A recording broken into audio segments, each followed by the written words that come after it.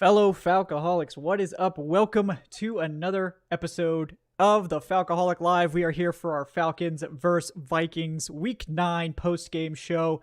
As I'm sure you guys are all aware, this was a very difficult game. I know it was difficult for us. I imagine it was as difficult or more difficult for all of you. So I want to sincerely apologize for the Falcons' play today. Not that we had anything to do with it. We were doing our best to channel a good game from this team, but unfortunately, we did not get a good game. Not even anything resembling that, unfortunately.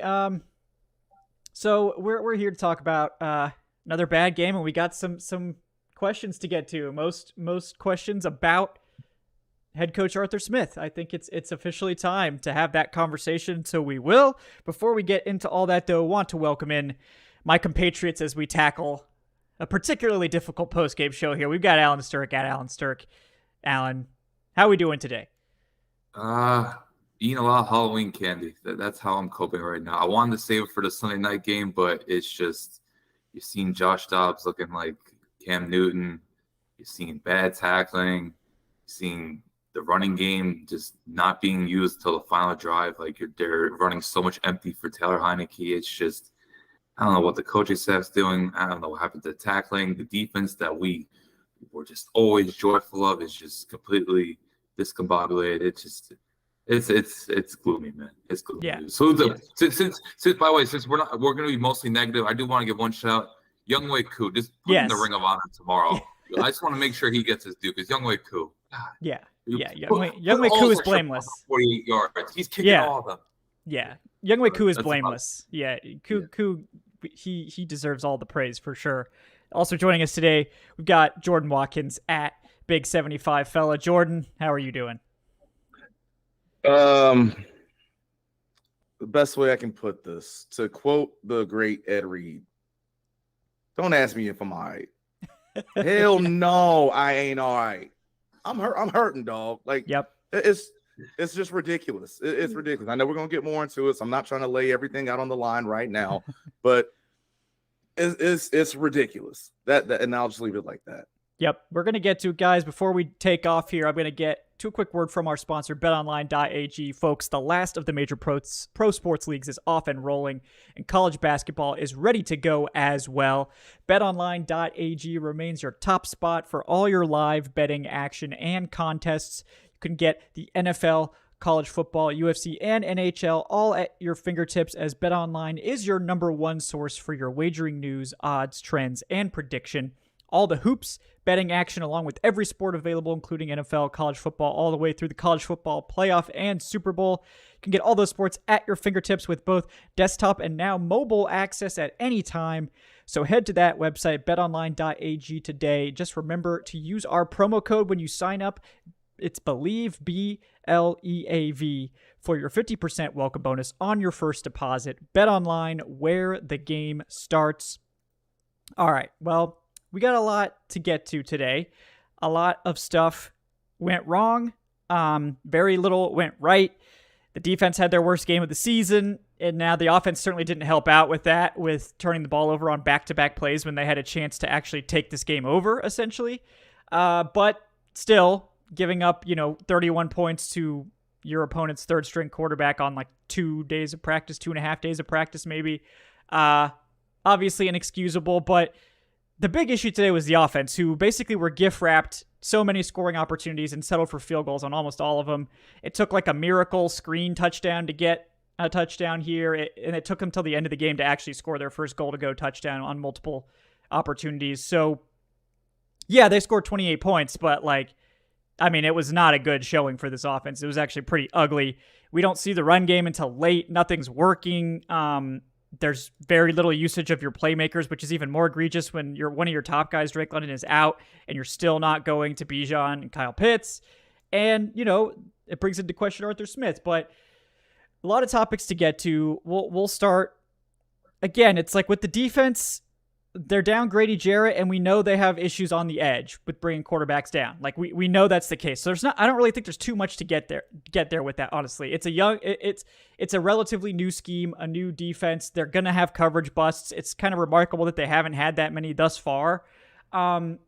But like, I just feel like this isn't really a defensive problem. I mean, it is. They gave up 31 points, but I'm sort of like, it's just sort of like, if the defense was playing like this all season, we'd still be blaming the offense because we expect so much from the offense. The defense, ultimately, I don't feel like they're very responsible for this. I mean, they did end up giving up this game on the last possession, but it should have never gotten to that point. But Jordan, I know you got a lot of takes. Where do you want to go first with this? Do you want to go straight to Arthur Smith, or do you want to touch on something else? I mean, it's up to y'all. Everybody can get it today except for Youngboy Koo. The thing for me is, I mean, I know you talked about the defense first, and here's where I'm holding the defense fully responsible. That's the worst tackling game I've seen from them all season. Yeah. And you saw it in all different ways. And I'm not even just talking about tackles, out in the field on receptions and things like that. I'm putting in the missed sacks in there as well, because there was way too many of that on tape. We always want to say, you need to call the blitz, and do this and do that. All right, cool. If we're going to call a blitz, D. Alford, you got a quarterback in your hands. You got to make that play. The fourth down play is probably one of the better rushes I've actually seen Bud Dupree make this year. You got to get him down. Then also, even for some other guys, it's even if we're not blitzing or whatever the case may be, why not? And I'm not even saying this just for the Falcons today. Why it's such a hard concept for so many NFL players to understand your contained rules and how to pursue a quarterback when they're faster than you. I don't understand why that keeps happening. Like I said, that's not just a Falcons thing. This has been a league-wide thing that I've seen time after time after time. Now, that being said, it's just today I don't really want to hear it. Like, I know I've been one of the guys that's talked about the edge rushers, and rightfully so. Today, I don't want to hear it. This is what was going on with Minnesota up front. Darisaw, who's their best tackle, he's out. That was ruled out earlier today. Ezra Cleveland, who's probably maybe their best O-lineman overall. It's either one of the two. They traded him to Jacksonville. So not only are you talking about a team with Jaron Hall, who was projected to start, again, prayers up to him. Hopefully he has a full and easy recovery with his concussion. Same thing as well with KJ Osborne. So you got to go to a quarterback that's been there for 5 days. So 2 days longer than Lil Uzi Vert in the video next to the school bus. You got their third best and best wide receivers out. There's no excuse. There's absolutely no excuse. And it just felt like sometimes, I think with missed tackles, that feels like a mentality thing and how you just show up that day. Now, I'm not trying to be here and sit here and say the defense kind of took things lightly. I'm not trying to do that, especially with how the run defense and, again, all the positions the defense put us in the position to succeed early in the game, but still not good enough. There's just that plain and simple. It's not good enough. Yeah, no, it's not. Like this was a total team failure. Like, I'm really not trying to just dog out the offense here. I mean, Taylor Heineke didn't have a super clean game. I do think he probably performed better than Ritter would have. But like, it still wasn't a clean game offensively. The defense had their worst game of the season. And it's just the team's getting worse every week. It's getting worse, and that's the sign of a team that sucks. And this team officially sucks, folks. Like, this team is not good. I think we all got a little too high on them opening strong with those 2 wins. Obviously, we see that Packers win that they barely scraped out is not anything to be impressed by, because that Packers team sucks. And like, they are really bad. They are one of the worst teams in the NFL. So you've beat the Panthers, congratulations. You've beat the Packers, congratulations. And the Titans win and the Bucks win and the Texans win. I think those were legitimate wins that you could be proud of. Those are some tough teams. But Texans one in particular. Yeah, the Texans one's definitely their best win for sure. But like, then you just get your ass kicked by all of these middling to worse teams, and like now 2 weeks in a row, you're getting your pants pulled down on defense by guys making their first starts with these teams, and Josh Dobbs basically coming in cold and embarrassing you. So, it's just a total team failure, and I think we know, like, this team is not going anywhere. Like, they are cooked. I think this team is 100% out. I doubt they're ever going to catch the Saints at this point, because they have to go to New Orleans and beat that team now, and beat that team twice. I just don't see it happening. I mean, who are you picking this team to beat? They couldn't beat the Vikings with their third string quarterback. Who are you picking this team to beat going forward? Are they going to beat the Cardinals next week? Honestly? Clayton Tune, maybe? I mean, yes. I mean, if Clayton Tune was starting, maybe, yes. Tyler comes back, who knows? But yeah, I think it's so discouraging tackling. Like, there was a moment where AJ Terrell just he just put his shoulder right into TJ Hawkinson. TJ Hawkinson has, 30 pounds at least on him? It was just like, how are you tackling like this? Like, going head on like that. And Hawkinson bounced off him, gained like an extra 10 yards. And Alford, it wasn't just a missed sack. Like, he missed 2 other tackles. Like, the DBs in particular, just some of the worst tackling you've seen.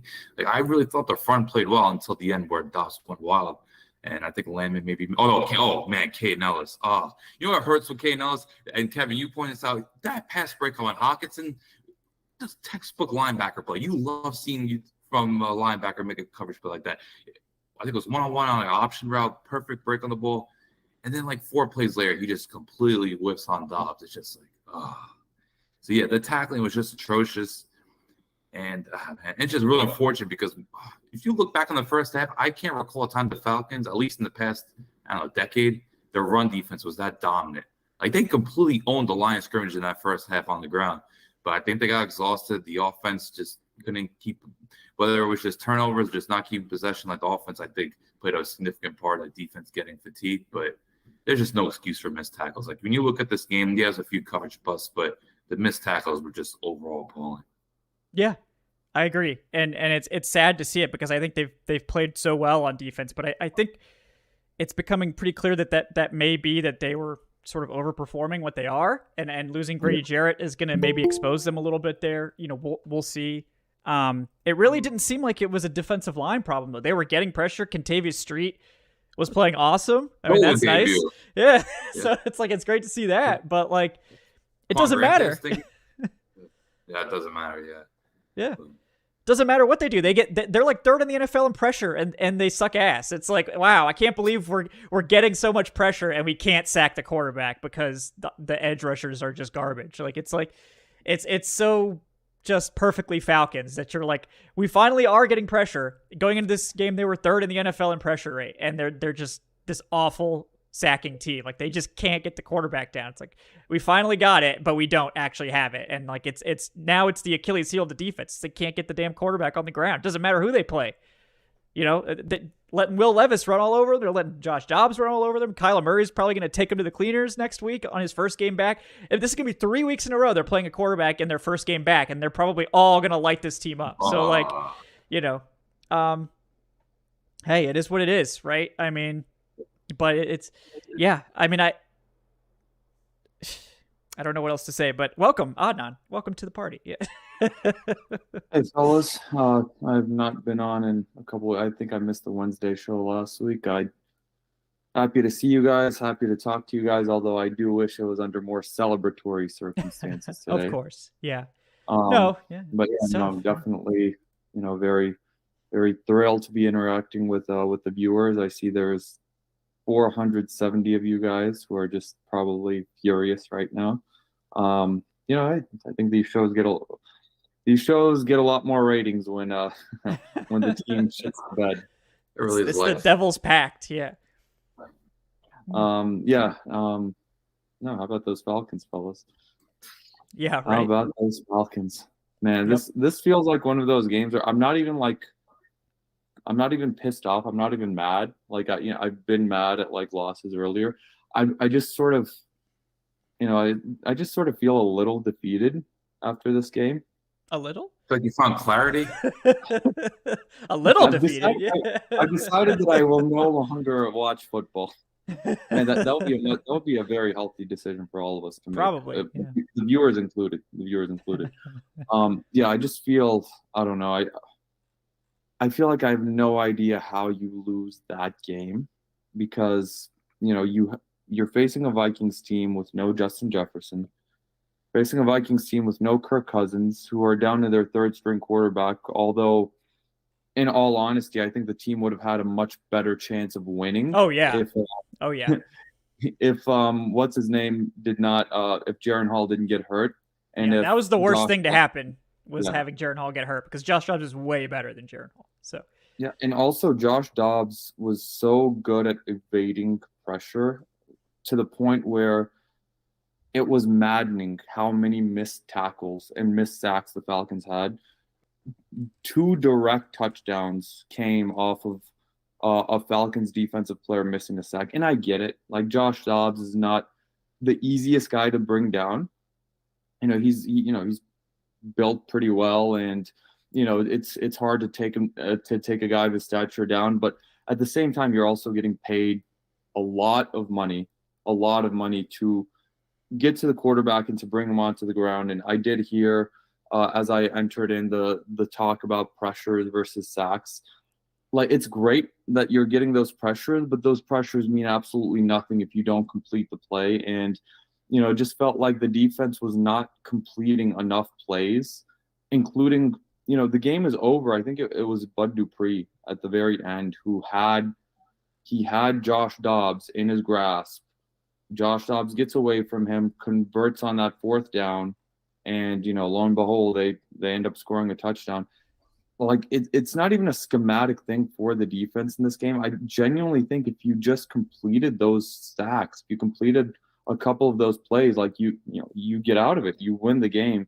And I mean, it's not even talking about the offense, which, I mean, sure, they put up some points, but goddamn, like, Arthur Smith, man, like, I just don't know right now. Like, it's bad. Like, that sequence where they started off 1st and goal after that fumble, or after the fumble recovery, and they could not punch it in, where 2nd down and goal from the 1, and they hand it off to Jonnu Smith on an end around. Like, we fucking crucified Steve Sarkisian for years for that end around to Taylor Gabriel against the Patriots on Sunday Night Football. Sure, I guess this wasn't as egregious because you had a running back in the backfield, but what are you getting so fucking cute for?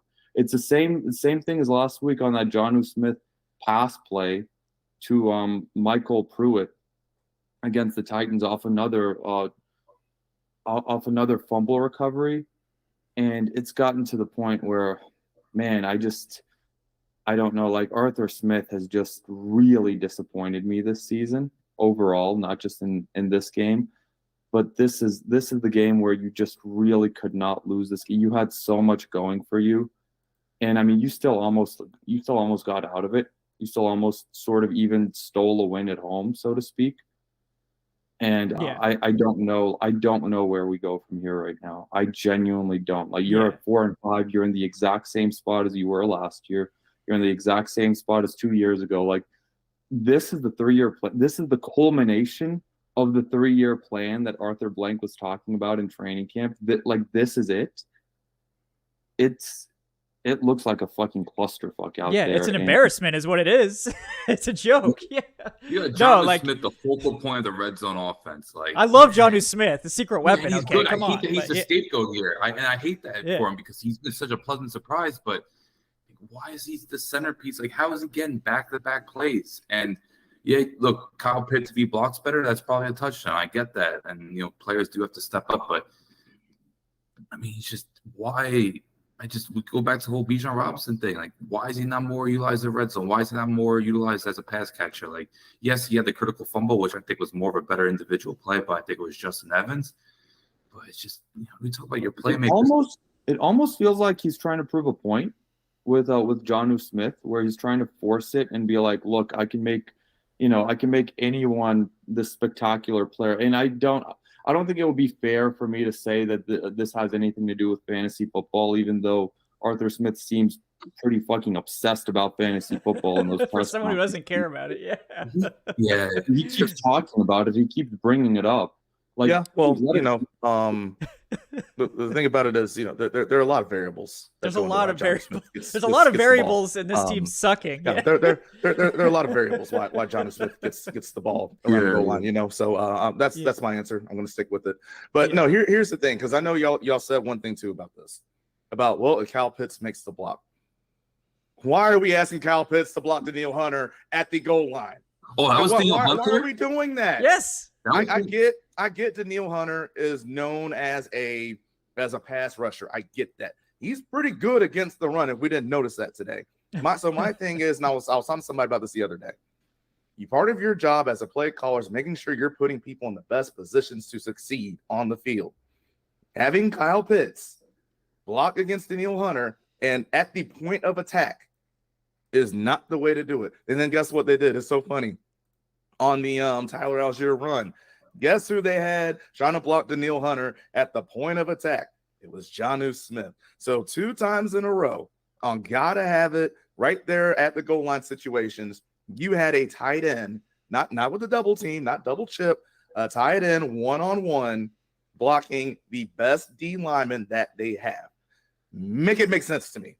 Yeah. No, Yeah, I mean, I can't breakdown this week. They'll never see it coming, though. Oh, man. So That was a good joke, Dan. They'll never expect. I liked it, Alan. I appreciate that one. No, I mean, like we're at the point now where like the first couple of years here, it was you could sort of come up with excuses like, well, we have all this turnover at quarterback. We're trying to get this offense installed. All these things there's all these moving parts, but this year in 2023, this is when it's going to come together. We've got all these weapons. We've got the 3 stars. This is what I harped on in the offseason. It's like, okay, we bring in Bijan. We got the 3 stars. We got Drake London. We got Kyle Pitts. We got Bijan. Any offense would die to have those weapons. So we should be able to get it done with subpar quarterback play or just average quarterback play because we got all these weapons. And what the fuck are we doing? Like, well, you know what? Where's Kyle Pitts? What the fuck is going on? Like, what is going on? Like, yo, go ahead. Yeah. I'll say, what's even worse? So y'all remember last year we playing the Cleveland Browns. We had a fumble, and then, I think it was a Mariota turnover. The next drive down, it was like 15, 16, 17 straight runs. Tyler Algier, Cordero Patterson, and Caleb Huntley, right? The one drive where we actually made something work on offense. What did we do? We had one pass, and we ran the ball like 11 times. And I know one of those was a Heineke scramble. But that's when the offense that was one of those drives where it was just like, and again, like Bijan, I think he had some of the carries earlier in that drive, but for the most part, it was Tyler Algier. And I'm just saying this for this, because y'all know how I feel about Jalen Carter and all these situations. But again, the questions that y'all are asking right now, and I know a lot of other Falcons fans are right now. I see y'all in the chat. Shout out everyone in the chat. Thanks for hanging out. I love y'all. Sure. Y'all are awesome. My question is, because everyone's just going to keep going to it, so I'm just going to put it out there too. If that's how this offense is going to look and how it's going to be run, why did you make the decision that you did with that pick? Why did you do it? Yeah. And even when Bijan's in the game, I've talked about this plenty of times. When he is in the game, you're lined up under center or you're in the pistol and Bijan's back there, almost everybody on the defense knows outside zone's coming. Everybody. That's why I love that drive that we had in that fourth quarter, because even when Tyler was in, it wasn't just an automatic downhill run. You ran a toss with him. You ran the outside zone with him to the right, which was one of our biggest and best plays a season ago, running behind McGarry and Lindstrom. You had Bijan in, who actually ran down. The play that he fumbled on was more of an inside zone than it was outside. And I was like, finally, let him just get downhill, full speed. I mean, maybe we all forgot, but he's actually kind of hard to tackle too. And I'm not even just saying about make you miss, juking people in space. Like, yeah, finally, you let him going downhill. Now it sucked that he fumbled on it, but it was like, that's the possibility that can happen when you do it. There was variety in who was in the game and how the runs were being dialed up. And it's like, finally. But at the same time, y'all asked this in the Discord group, how are you going to be mad at Tyler Algier when a lot of times, more times than not, he's not in a good position to succeed? Yeah. How can you be mad at Bijan? And this is fumble excluded. Fumbles on Bijan. Yes, great play, but Bijan, you're a running back. You got to protect the ball. How are you going to get mad at him when he's not in a good position to succeed? It just happens over and over and over. Yeah. Well, and the issue is nobody's being put in a position to succeed. Nobody on this offense is being put in any sort of a position to really maximize. And that's the point you were making earlier about Kyle Pitts, Jordan. Not a single one of these top 10 weapons this is a top 10 pick is a very large investment. And you have invested 3 consecutive top 10 picks on skill position players. Now, there's an entirely different conversation to be had about, the concept of team building and if that was the right decision to make. But that's a story. That's an argument and a conversation maybe for the offseason or for another time. But not a single one of these high-profile, high-caliber weapons is being put in any sort of a position to maximize their talents, to maximize their capabilities. And at the end of the day, the buck stops here with the coach. Like, there's nowhere else you can really sort of point to than the guy calling the plays, the guy designing the offense, and the guy who is the quote unquote offensive guru who you brought in from Tennessee to, modernize and to fix your offense, which, looked stagnant beforehand. And I mean, it's year 3 and we're what? I get it. The first 2 years, the talent wasn't there. But what's the excuse this year? Like, what is it? What can you point to this season and be like, all right, that's what's at fault if it's not Arthur Smith? Because everything on this team is a culmination of the decisions of Arthur Smith and this front office. This is year 3. This team is in your image right now. And yes. Arthur Smith's image is a mediocre, below 500 football team, as it has been all 3 years that he's been here. Yeah. Well, that's the problem, is like this was the year. Like, this was the, like, okay, we're in year 3 of a 3-year plan. We've dumped 3 top 10 picks into getting the pieces to build out the offense that Arthur Smith wants to run. We get a really good tight end 2 in Jonnu Smith. Like, everything's sort of coming together. We've invested all this in the offensive line. We gave, McGarry a sizable contract. We've got Chris Lindstrom, one of the best right guards in football. Drew Dahlman's coming on. And, Matthew Bergeron, like, I mean, he had his struggles in this game, but, like, again, this is a high pick into the offensive line, and a guy that, like, we've talked about him, like, Jordan, like, we're not really upset with Matthew Bergeron because he's a guy that's transitioning from tackle to guard as a rookie, and he's not a net negative, but, like, also expecting him to be a huge boost to your offensive line as a rookie when he's playing a new position. There's a lot to ask of a rookie, so I'm not upset at Matthew Bergeron, but, like, it's not like that was probably going to be an instant hit pick. And individual mistake for them, man. I don't want to be too critical, but every week there's like 3 or 4 moments. It's just like, yeah, and like that's and again, what happens when you're a rookie on the line in the league. Yeah, it just especially like, and I'm when not you're playing trying a new to just position. give him. Yeah. Sure. I'm not trying to give him an excuse and an out because obviously we can't have some of those plays happen. But that's it. I mean, I know a lot of people were talking about, are they going to re-sign this player for guard, this player for guard, let Bergeron learn? Those are all questions I know people were asking, and so now it's, well, you didn't. He's got to start. Again, I think Bergeron still has a very bright future in this league. I really do. Yeah. But that being said, this is one of the situations y'all dug your grave. So, here we are. And I mean, we can say that for so many different positions. And can I just get this off my chest real quick? Yeah, go for it. Yeah, please. Kevin O'Connell had I think they had the first down. There's a first down. They had it at the 2-yard line. Right? They run the ball at the middle, didn't work. Then they go with a waggle, boo out quarterback, pretty mobile, somewhat athletic quarterback, and hit the running back out the backfield on the waggle play for a touchdown. Why is it that what they could do at the 2-yard line in 2 plays better than what we can do starting from the 1-yard line with 3 or 4? Yeah. Why is that? Well, and again, like, people want to say plays like an idiot. Well, I mean, the thing is, like, and people want to say O-line, like I said, if you see what Minnesota was missing on their O-line today, I don't want to hear that. He's their best offensive lineman. That's no Cleveland. Yeah, neither of them. So that's what I'm saying. Like, not really hearing that about the O-line, at least in that situation. Like, if there are other parts in the game we want to talk about it, totally get it. Obviously, where to check Kevin and I out in terms of when and where to talk about it. Yeah. But again, I just got, like, it was laughable to me when I saw they were at the 2, and I was like, at first I'm thinking the defense is going to try to get a stop, and they might get a stop here. And they did once. They did stop him once a goal to go. They did. And then it was just like, again, the scheme of what they had and what they decided they want to do with a guy that had just gotten there is, like I said, that's just my question. Yeah.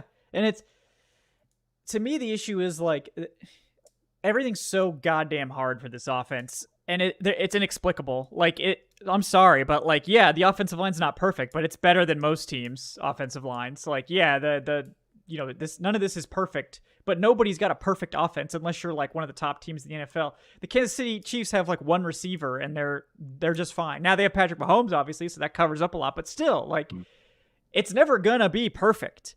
And I just, like, at this point, I think it's all come to a head at once, right? Like, the decision was made in 2021 to draft Kyle Pitts instead of a quarterback. Okay. You know, I think there's ways you could make that work, but they have done the opposite. Like, yeah, Kyle Pitts was a big boost to that team in 2021 when you coincidentally still had a quarterback, but you haven't had a quarterback in the last 2 years, and you've been just completely misusing Kyle Pitts ever since. And this year, it's even bigger of an indictment. It's like, Jonnu Smith is your featured tight end over your number 4 overall pick. And I'm sorry, but it's not because Kyle Pitts isn't good. Like, it's because Arthur Smith can't call any plays for him. He like, it's like slants. That's all he's got. It's like, that's all he does. Like slot receiver. Yeah. Which is very It's like, oh yeah, that's all we can do is call slants for Kyle Pitts. Like, I'm sorry, but like, that's not good enough. And like, it wouldn't even be so bad if Arthur Smith showed an ounce of humility, but no, he doesn't. Instead, he's goddamn yelling at Kurt Warner for a very thoughtful and I think fair criticism of the route combinations, which have not been good, to say the least. Now, maybe some of those are people running the wrong routes, but like, I mean, Arthur Smith is... He didn't watch that video. If you watch that video, you can understand how objective Kurt Warner was. There was no insults, no tone of voice being loud. Like, he just analyzed it. I'll just say this. Yeah. I'll just say this, and then I'll let y'all get back to it. A hit dog will holler. Yes. He's feeling the heat, and he should, but instead of, like, this is how we know he's not taking any feedback, because he's lashing out at people that are criticizing his offense. And I guarantee you no one in that building is questioning him. Like, he's got his yes man Dave Ragone as his offensive coordinator. Like, I'm sorry, but that is what it is. Like, it's a one-trick offense, and they're not even using the tricks they have. Like, Drake London's out, sure, but like, where's Kyle Pitts? Okay, Kyle Pitts should be the focal point of your offense. He's never been the focal point of the offense in 2 years. Never in 2 years has Kyle Pitts been the number 1 target in this offense. You spent the 4th overall pick on him. Yeah. And what's looking like a generational draft right now. Yeah. Like, and like, he should be. Yeah. You know, Micah Parsons was in that draft. Like, yes. Even Jalen Waddle is cooking right now. Yes, and I think that Kyle Pitts should be in the conversation with Jamar Chase if he was in the right situation. But he's not. He's actually in an awful situation because Arthur Smith doesn't know what the fuck he's doing. I'm sorry. Like, this man can't figure out how to use a generational tight end. He can't. Yes, that he chose. The one that you chose, you can't use. And also, he doesn't know how to use Bijan Robinson. What's Bijan doing?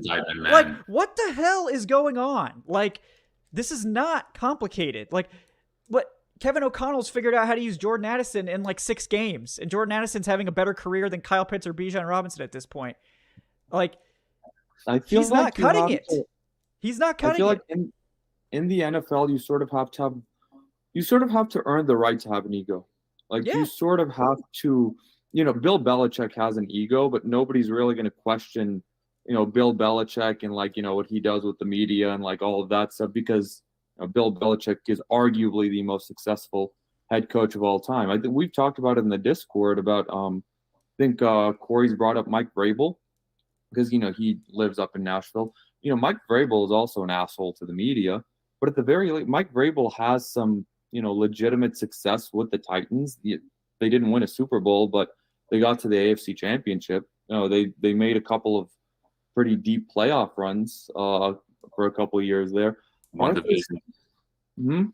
Won the division multiple times. Yeah. Yes. Yeah. Like, I feel like Vrabel has gone above and beyond a little bit in Tennessee in comparison to where they were before him. You know, those Jeff Fisher days earlier, and you know how they were sort of in the cellar and very mid. But you know, Vrabel has taken them to another level, and a great job to him. But Arthur Smith, so far, like, what have you done to earn that ego that you have right now? You've gone 7-10, 7-10, 4-5, and you're over here, you know, trying to go at war with Kurt Warner for doing his job. You know, he's going to war with media, with local media, with national media.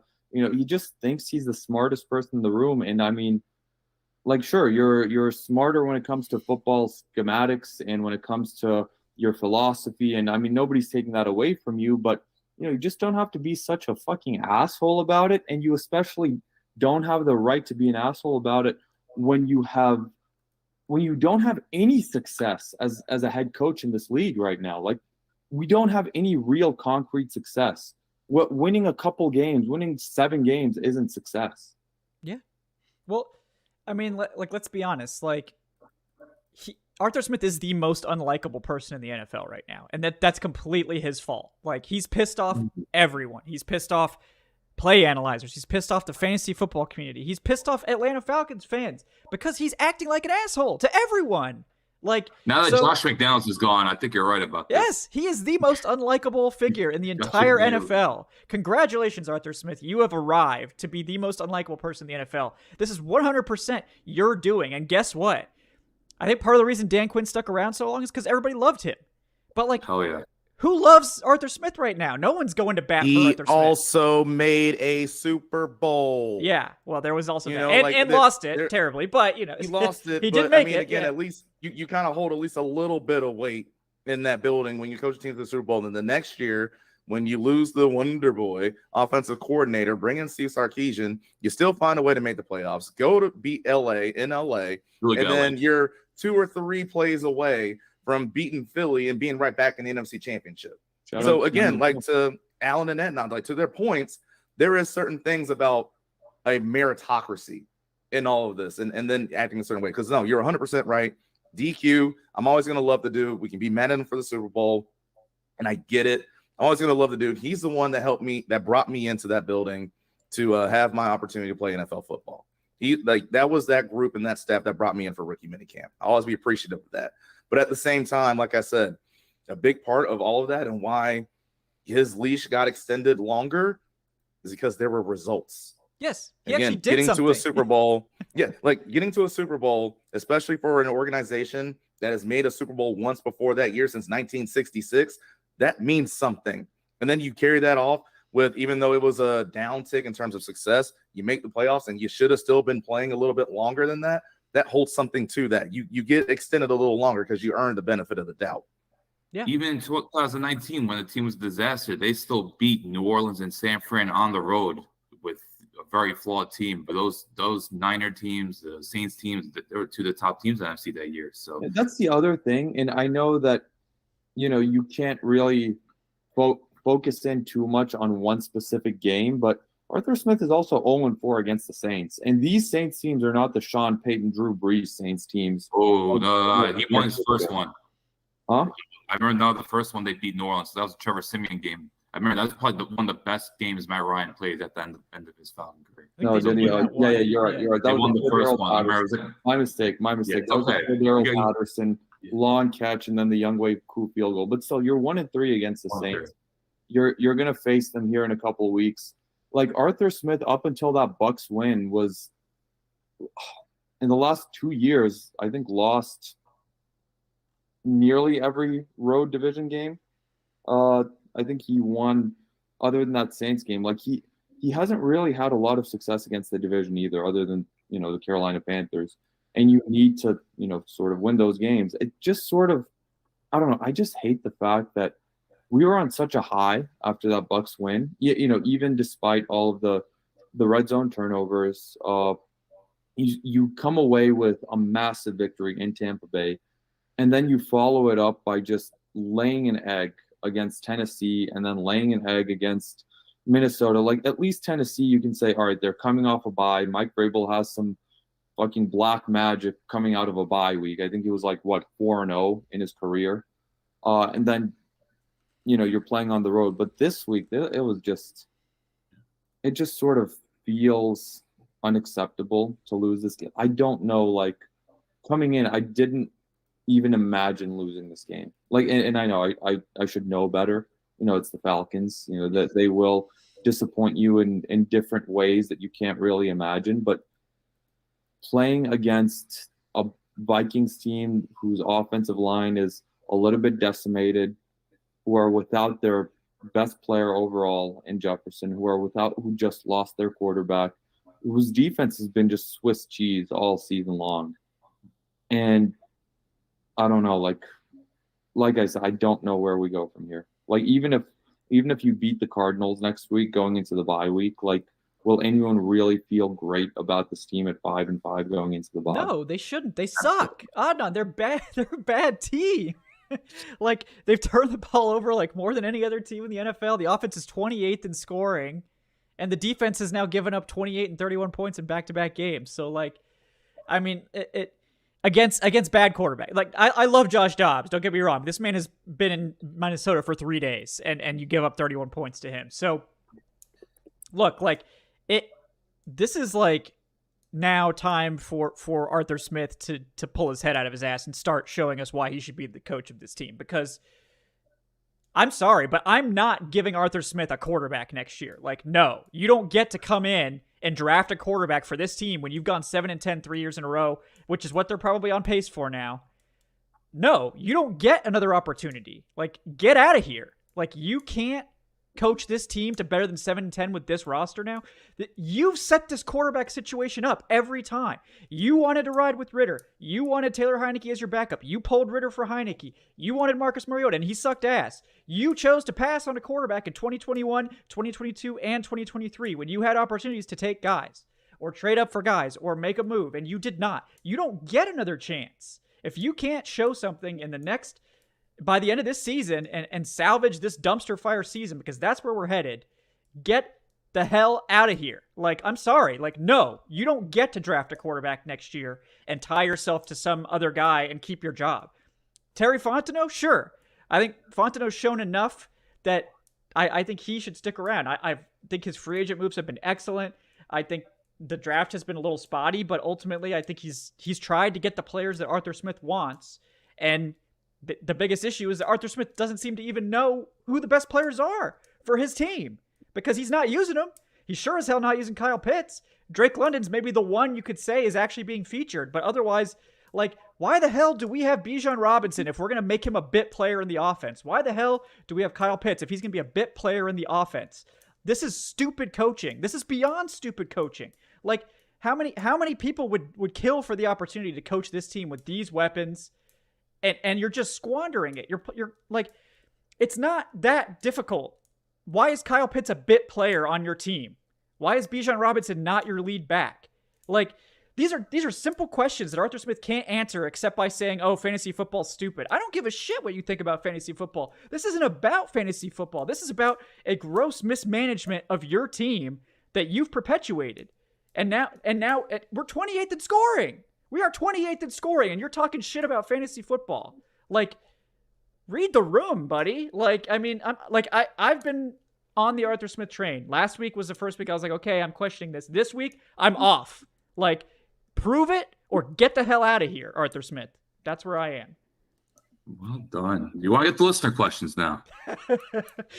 Alan's always keeping me on schedule. Alan doing some great co-host duties here. Yeah, we have like a million listeners. Yeah, let you cook though, Kevin. You just thank you for letting. Hold up, let him cook. Let's go to listeners. And the chat loves rants. Yeah, the chat loves. I mean, they're good. They're good.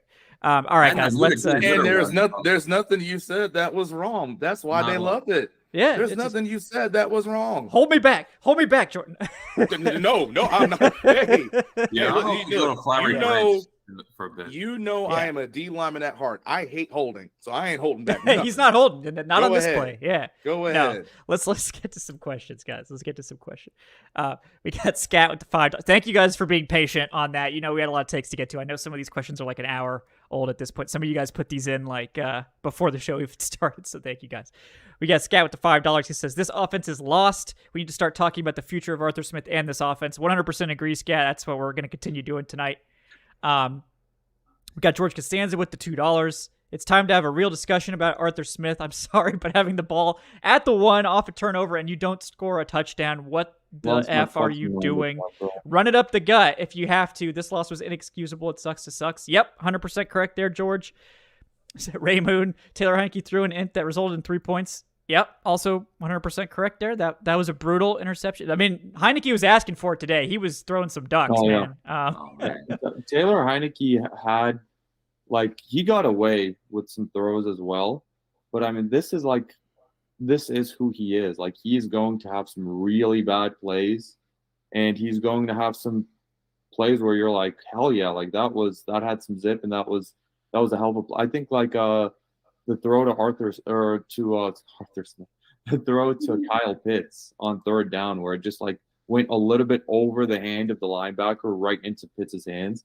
You're like, man, like this is the Jekyll and Hyde Taylor Heineke show. And then like that run he had for the first down where he just like didn't slide, he just like tucked the ball and he just like jumps. Dude, Johnny Knoxville, man. That's Johnny Knoxville. I was over here like, bro, this dude does not give a fuck about his body out here. You got to put the Jackass music in the background. That's it. Like, and I mean, I guess that's like one of the reasons why, like, he was very endearing to the Washington fans because he's going to go out there, he's going to lay it all on the line. But yeah, I mean, this was the Taylor Heineke experience. But I mean, yeah, I don't think that this came down to like, this defeat did not come down to the quarterback. I don't think you win this game if Desmond Ridder is in there. Yeah. Arthur Smith did not, like, I just don't understand. How do you have him throwing, 40 times? Like, yes. Like, I know they ran the ball at the end, but there were so many times it's like empty set, file receivers, and then, like, they continue to do it. And then there's, like, these long developing plays. And it's just like, you're treating Heineke like he's a franchise quarterback. Like, I know you're not running the ball great, but you've built – the best thing Arthur Smith could say in his tenure with the Falcons that he built a legitimate running game of last year. And I know it hasn't lived up to expectations this year, but you've been so persistent with it. Where was it the first 3 quarters?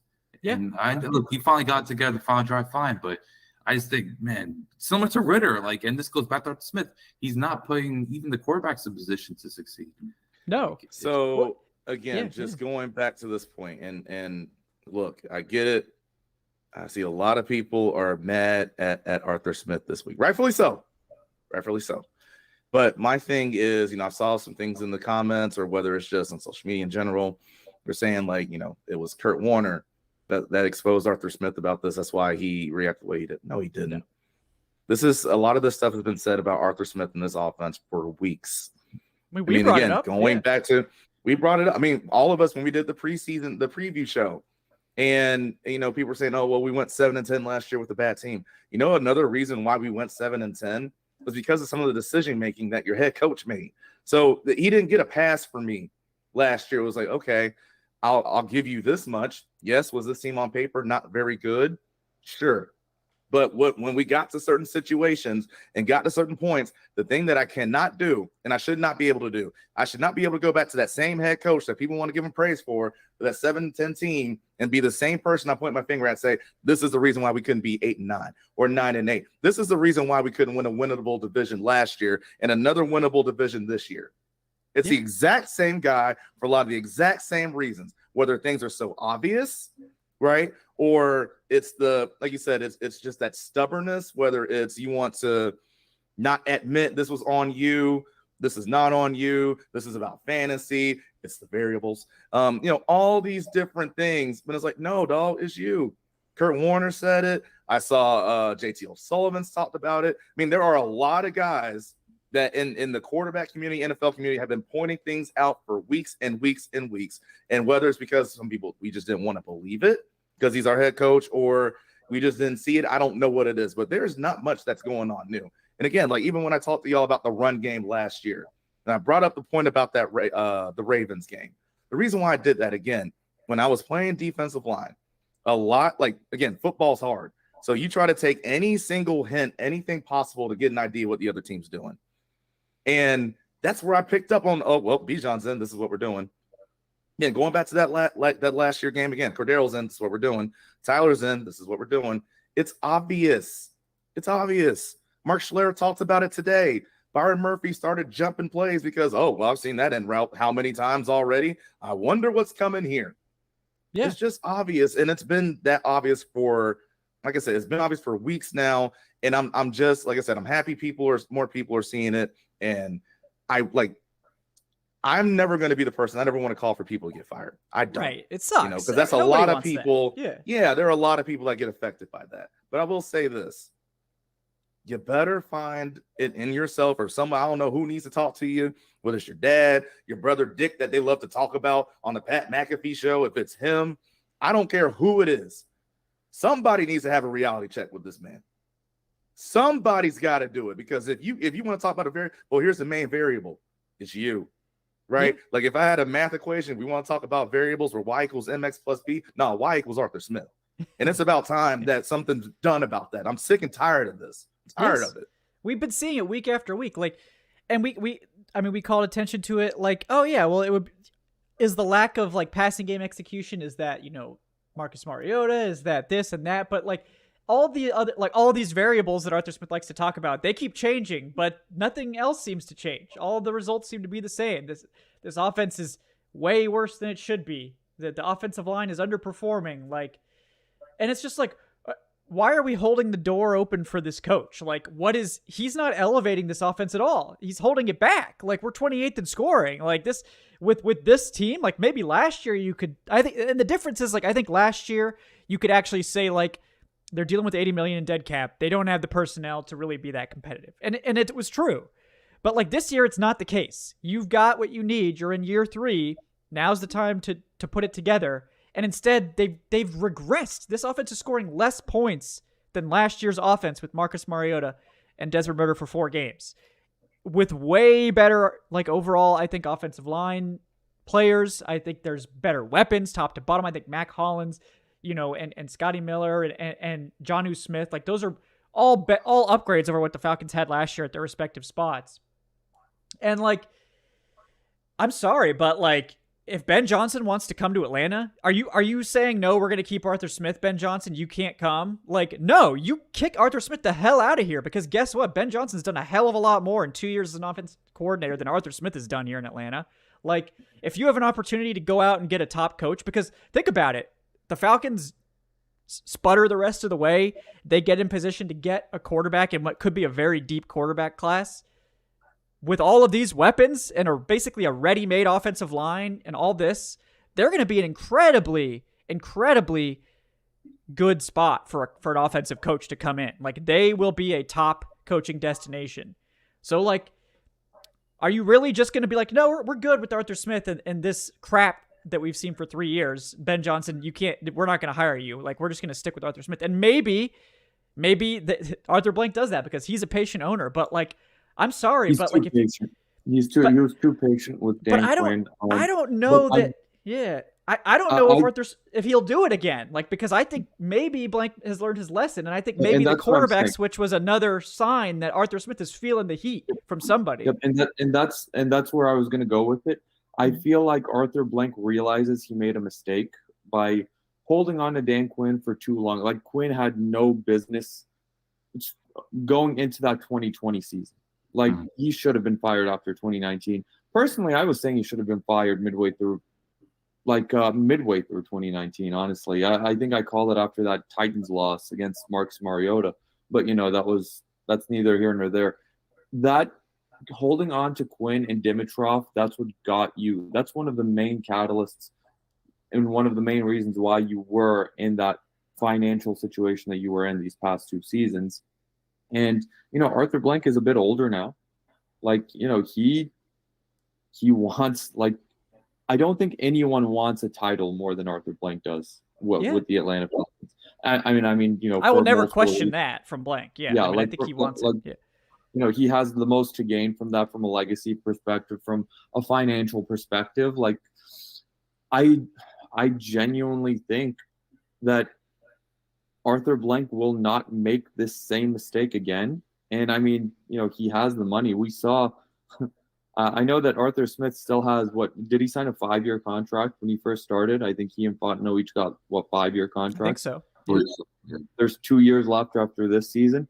I mean, look at the bill Mark Davis is fitting for Josh McDaniels right now. Yeah. Like, McDaniels has how many years left on his contract? $40 million left? Yeah. That's in addition to paying John Gruden however much money, John Gruden had left on his contract. These owners can afford it. Like, you don't have to cheap out and be like, all right, like, well, he's under contract. We're gonna hold on to him. Like, I'm with you, Kevin. If we get we win another 7 games, like this is the culmination of the 3-year plan. This isn't a fucking slot machine where you go 7-7-7. Like going 7-7-7 in the NFL is a bad thing. Yeah. No, and it is, and it's like, Sure. yeah, I think to Arthur Blank hasn't always made the best decisions, but I will never question his desire to bring a title to Atlanta and his desire to win.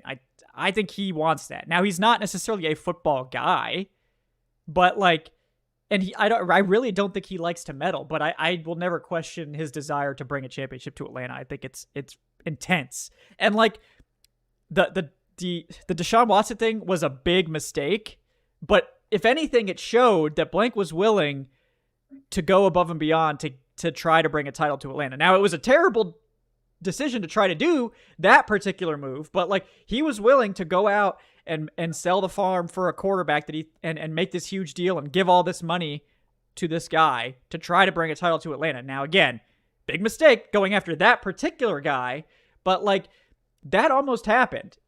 And again, would have been a bad idea, but you take that level of urgency that they had, and that was a year ago. I'm starting to find it really hard to believe that if Arthur Smith doesn't turn this thing around big time and they don't start looking like a actual team here and not just, I'm not talking about scraping your way by beating up on the easiest schedule in the NFL and getting like 8 wins or 9 wins and getting into the division title. I'm talking about get this team actually looking like a legitimate team.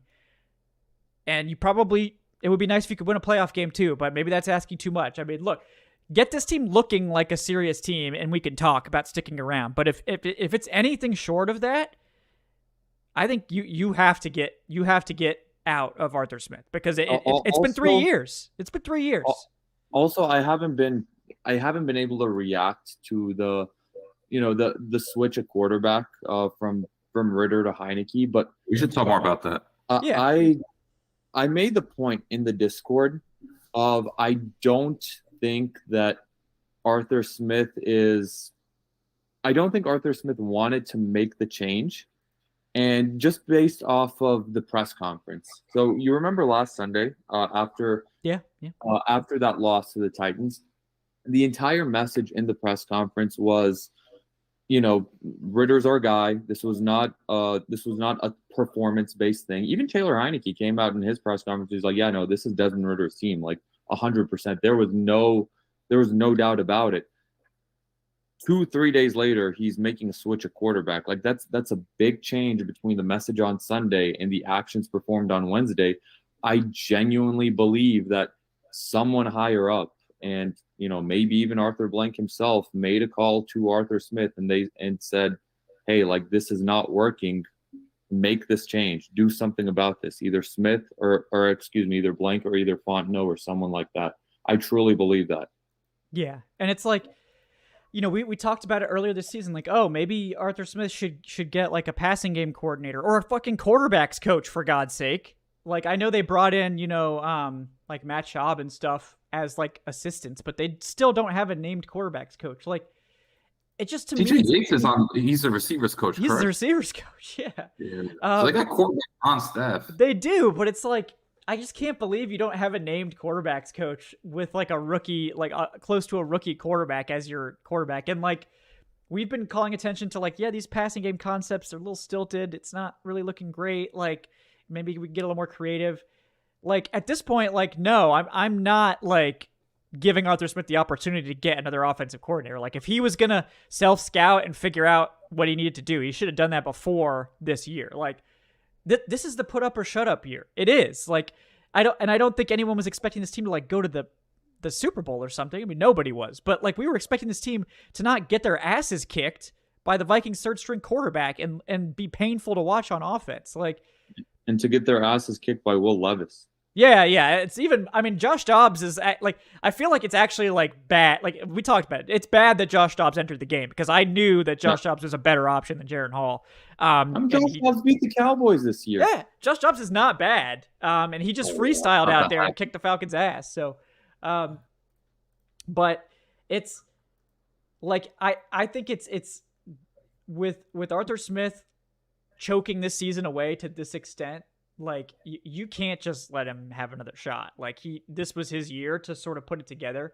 If he doesn't do it, you got to move on. Like you can't just sit here and be like, well, I guess we'll give him another chance. Like, no, this was the chance. Like, it's been 3 years. Like, how many NFL coaches get 3 losing seasons without getting fired? Not very many. Not very many at all. And the ones that do usually have done something, like Dan Quinn, for example, made a Super Bowl or at least made the playoffs or done something to justify them sticking around. Arthur Smith hasn't done a damn thing other than keep this team from being one of the worst teams in the NFL. But I'm sorry, like, we could probably get somebody off the street to keep this team from being one of the worst teams in the NFL, given the talent they have. So, I mean, it's time to shit or get off the pot, Arthur Smith. Like, prove something or get the hell out. Like, because I'm done waiting for this to come together. Like, this was your chance to bring it together. You haven't done it. It's actually worse. So, like, and I don't want to hear it about the quarterback because this was all your decision. This was all the team's decision. We should talk more about the quarterback, kids, because we haven't really it. touched on it. And I feel like Heineke, it was an ugly second half. And I don't know where they go from here.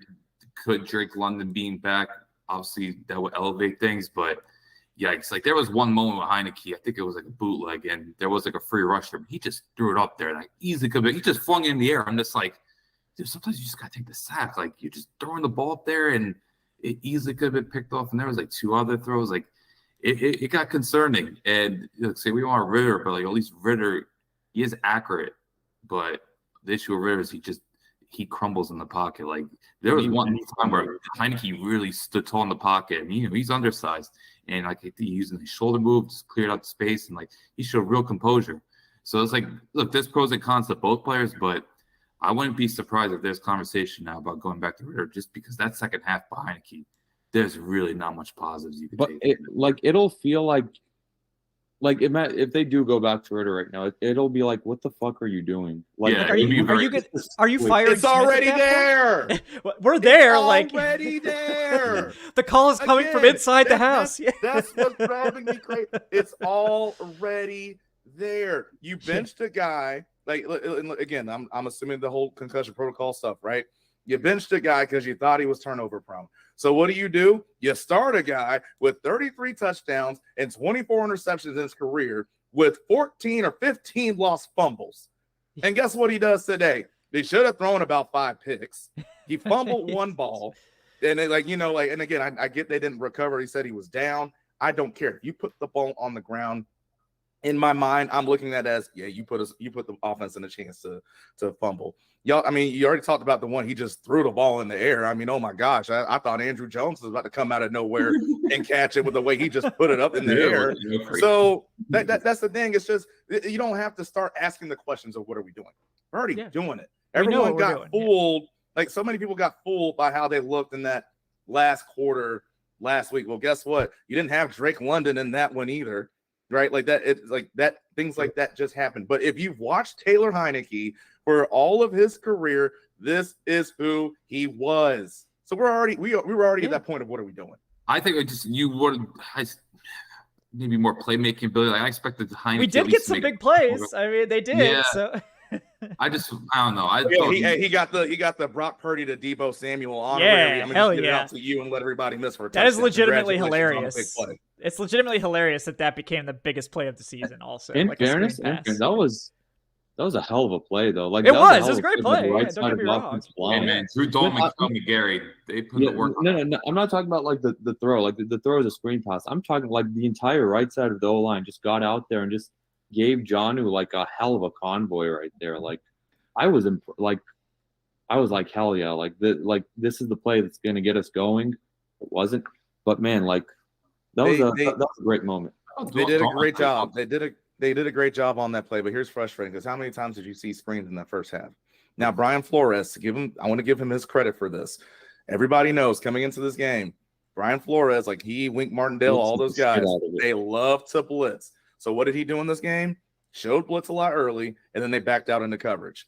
Now, it took us how long on offense to adjust to that and see, oh, wait, you know what? They're not really blitzing right now. But hey, let's keep throwing screens because I think we can outnumber them. But now, once they started blitzing back to the second half, which what Brian Flores usually likes to do, that's where it's like, well, hey, shocker, a screen can work because they have 7 guys at the line. We're putting a convoy out there. And again, shout out to all the guys on the right side of the line for getting out there. We have more guys out there than there were to block. But yeah. So again, game plan scheme wise, I'm not mad at it. I'm not mad at the screens early because that's what you're expecting. But once you see that's not what they're doing, you got to adjust sooner than that.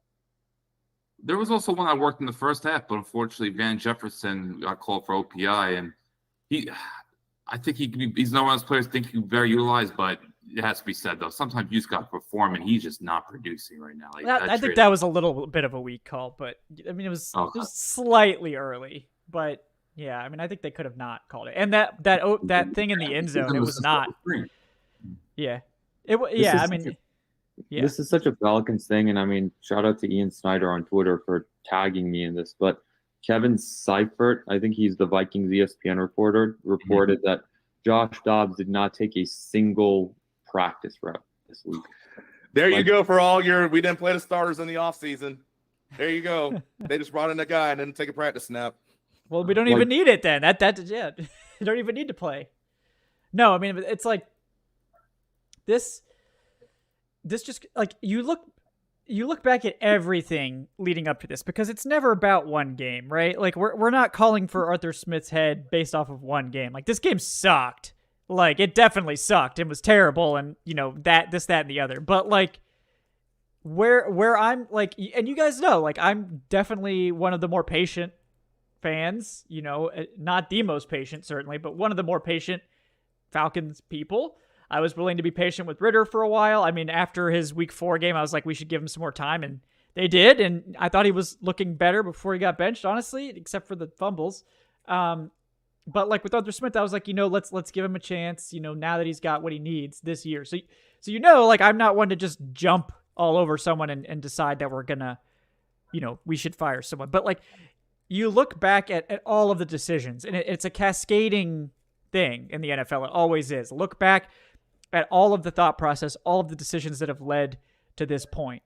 And you see mistakes over time that have led to the catastrophe that we now find ourselves in. You pass on a quarterback at the top of 2021 and take a player that you apparently don't know how to use, that's a fireball offense in my opinion. And you get a guy like Kyle Pitts and you can't figure out how to make him a premier part of your offense. You don't even put him on the field in the red zone.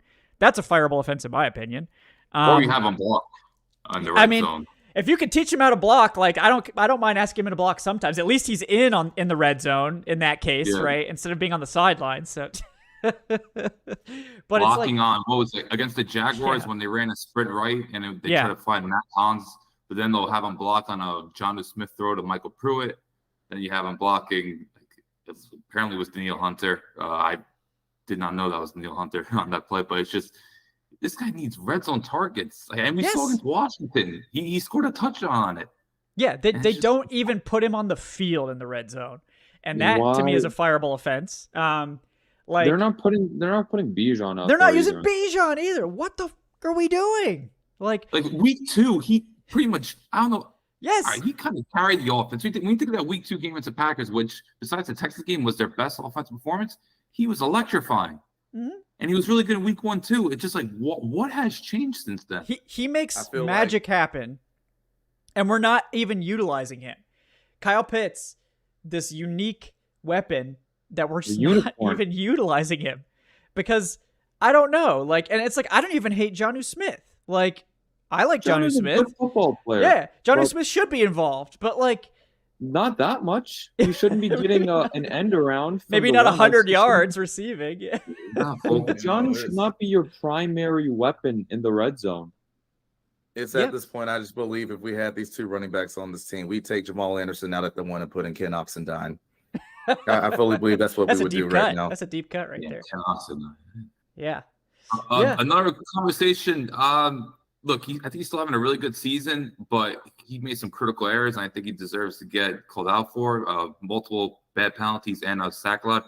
Chris Lindstrom's not playing at all pro level this year. I still think he's doing very well, and I think the last drive he was a big reason for the success. But as an all-pro caliber player, too many mistakes this year. Highest paid guard in NFL history. Yeah.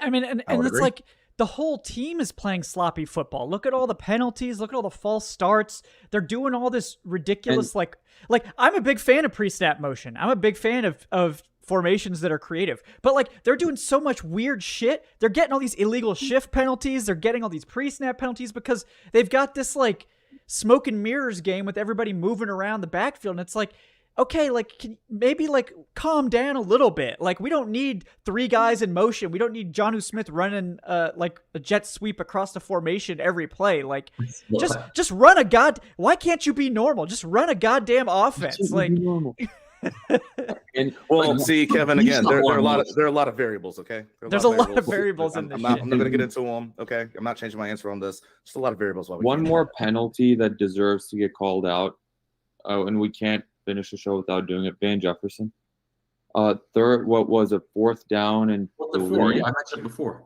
Oh, I think that's before I joined the show. Mine, no worries. Might be. Yeah. That OPI takes you off the field. I feel like that. I'm not really going to put him under the bus for that. And also, like, again, that screen, for whatever reason, it took so long to get out there. And at a certain standpoint, again, that's a timing play.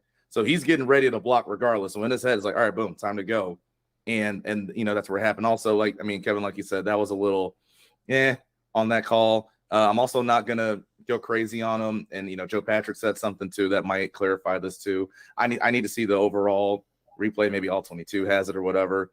I'm not getting on him either for that sportsmanlike conduct penalty at the end of the game. Because at least from what I saw, I was like, I don't think that was him. All I saw him do was finish a block the same way an offensive lineman does every single play. So I'm not really going to get, I'm not on the, obviously, yes, Van Jefferson, we could get on him for last week. I'm not really on him this week.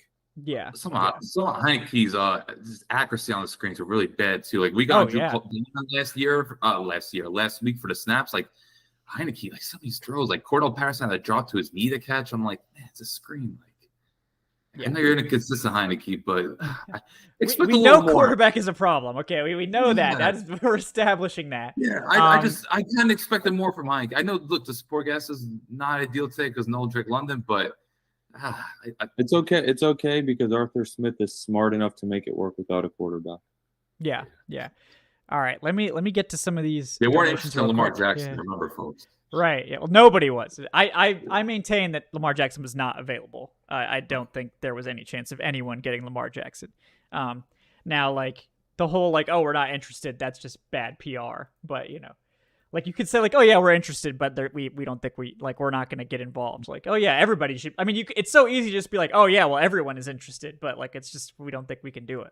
Or we're not going to get involved. But yeah, of course we're interested, but we're not going to get involved. No, instead you're like, no, we don't want him. So of course everyone's going to dunk on you for that. I mean, that's their own fault. We have rid of it, fine. Yeah. But okay, we got Michael Scott with the $5. I like this one. So much pain, no words. I love that, Michael. It's short and sweet. I think it's a pretty good description of how I think a lot of people feel. Luckily, we have the words to put to the fire. That's a Dave tweet. Yeah. That's like Dave would definitely tweet. Yeah, that is definitely a Dave tweet for sure. We got Ray Moon with the $2. Says mid O-line play plus missed tackles equals L's. Yeah, that definitely is going to happen. And Noah C at the 5 says, I hate Arthur Smith. His ass is the Walmart Dan Quinn. The way he's letting other teams steal W's from him. Also, we ever going to see Bijan on the field? Yeah, I mean, again, it's like, you're going to take a running back at 8 and then be like, actually, we need to save him for the rest of the season.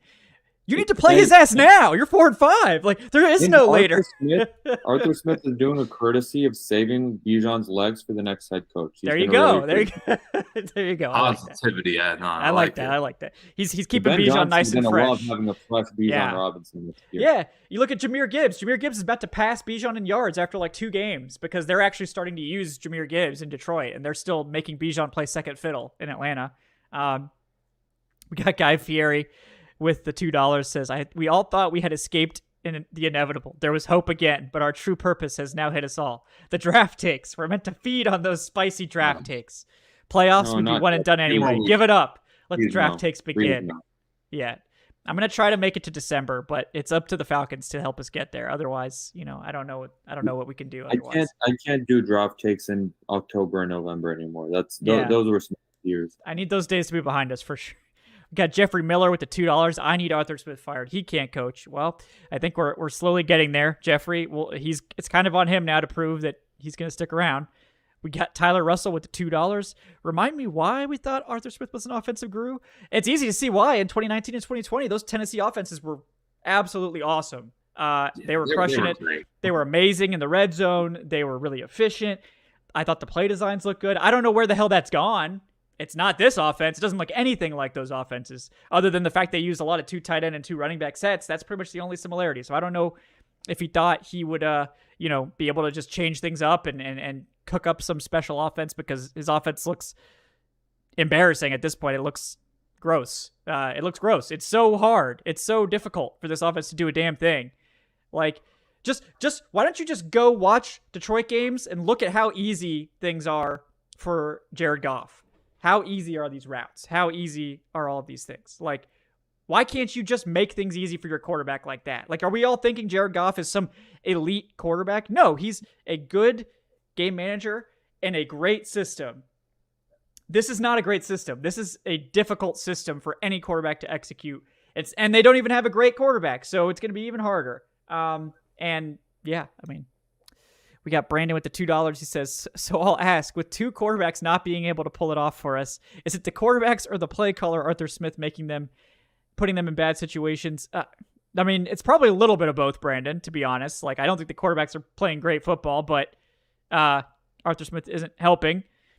We got George Costanza. My apology to Dirk Cutter. To quote Ole Anderson, Dirk, I used to think you were a dumbass, but so many dumbasses have come along after you. You've moved up the ladder without doing anything. Are we sure Arthur Smith isn't Dirk Cutter and a mustache? Well, Arthur Smith can run. At least this offense could run the ball. That was something Dirk Cutter could never do. So Arthur Smith will always have that over Dirk Cutter. He had that. He had, yeah.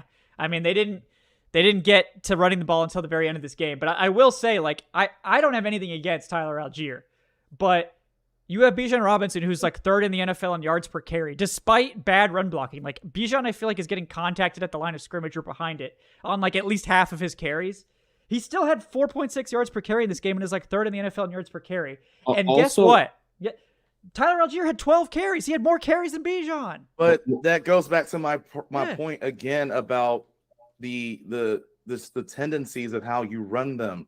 You let Tyler Algier get downfield, but again, even later in that game, you started letting him go a little bit more laterally. I think they're letting Bijan run way too much, going left and right, and that he can't get ahead of steam. You talk about breaking the tackles.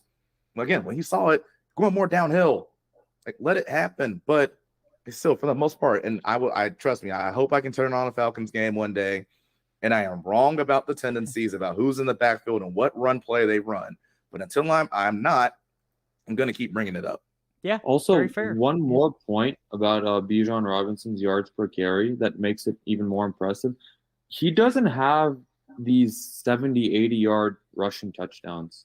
Like, some of those carries where it sort of like boosts up the yards per carry a little bit. If you break a big gain, everything falls into play and you get like an 85-yard rushing touch. Like, I think his longest carry of the season was less than 40 yards. Correct me if I'm wrong. I think it was against the Jaguars. Yeah, he doesn't have any of those big carries, really. I mean, he has a couple, but that makes it even more impressive that he's consistently getting these chunk carries. And I mean, yeah, it's just you're not.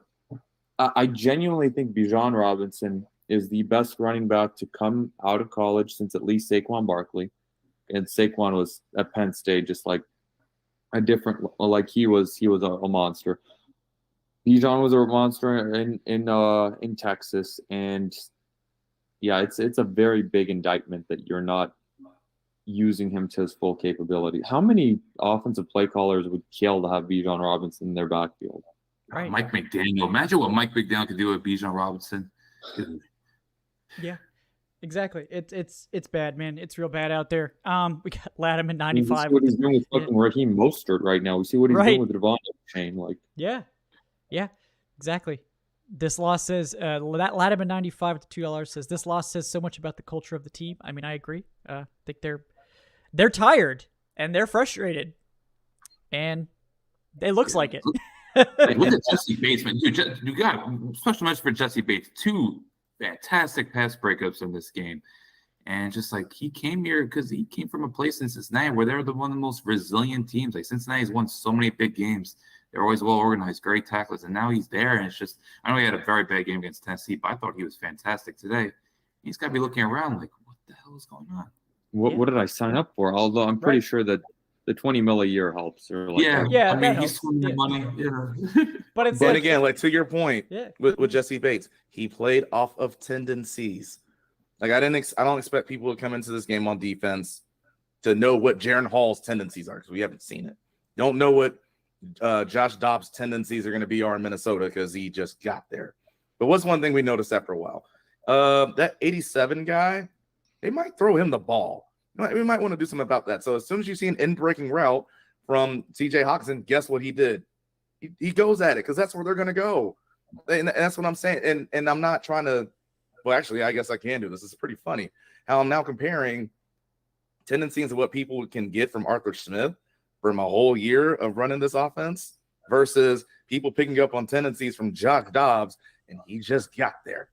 Like that should not be happening. That should not be the case. Like great plays again, yes, for Jesse Bates. That punch was textbook. I don't know about how many times I've seen a peanut punch like that on a PBU, let alone trying to force a fumble. So that was awesome. But again, it's just understanding the flow of the game and the tendencies of what a quarterback's trying to do. Mm-hmm. Richie Grant had one too, end of the game. Unfortunate. Like, dude, Falcons had some really nice pass breakups. It's really unfortunate. They just couldn't get it done. And I think that's it's the team that's the problem. I don't think it's the defense. Like, yeah, the defense gave us some big plays, but it's like this whole team just feels like it's got the stink. They got the stink on them. Like, the whole thing is broken. That's the problem. Like, yeah, the defense gave up plays, like they weren't tackling well and all this, but like it shouldn't have even mattered because guess what? The Vikings got gift wrapped back-to-back possessions inside the Falcons 20. Like because of this goddamn offense. It's like on two straight how do we plays. even know? On 2 straight plays. It's like almost 3 straight too. But, almost they should have been. I want to make one point on the culture of the team, and this is maybe the reason why I'm more frustrated right now than I usually am at a bad. Like we've lived through many a bad Falcon season. It was fewer and further between during the Matt Ryan era because Matt Ryan was great and we all miss prime Matt Ryan, but a lot of older fans have sat through much more mediocrity. One thing that really gets me, one thing that really irks me, this team has not been to the playoffs since 2017, and the last postseason memory we have is Keanu Neal kneeling the ball in the air and Julio Jones. It should be on Strk, man. That game's on Strk. I will stand by this because I was there covering it.